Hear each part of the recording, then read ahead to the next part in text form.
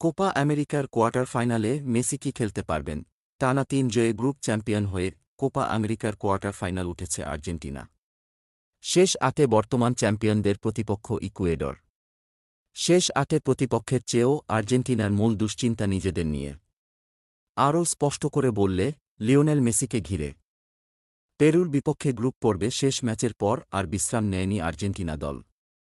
তবে quarter final সামনে রেখে অনুশীলন শুরুর পর আর্জেন্টিনা দলের সবচেয়ে বেশি মনোযোগ থাকবে মেসির ফিটনেসের ওপর। চিলির বিপক্ষে ম্যাচ শেষে মেসি বলেছিলেন, আশা করি আঘাতটা তেমন বড় কিছু নয়, তবে সেই আঘাতই শেষ পর্যন্ত পেরুর বিপক্ষে ম্যাচ থেকে ছিটকে দেয় তাকে।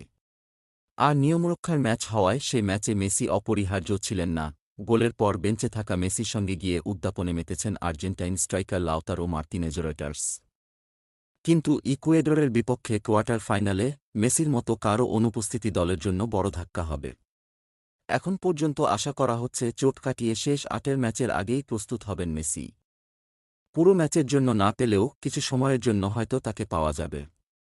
মেসি যদি শেষ পর্যন্ত শুরুর একাদশে না থাকেন, তবে তার জায়গায় আনহেল দি মারিয়া হয়তো শুরু থেকেই মাঠে থাকবেন। আর্জেন্টিনার কোচিং স্টাফরা নাকি মেসি ও দি মারিয়াকে একসঙ্গে খেলাতে চান না, একজনকে অন্যের বিকল্প হিসেবেই খেলাতে চান তারা। আগে মেসির চোট নিয়ে হতাশার কথা বলেছিলেন আর্জেন্টাইন সাংবাদিক পারাদিজো।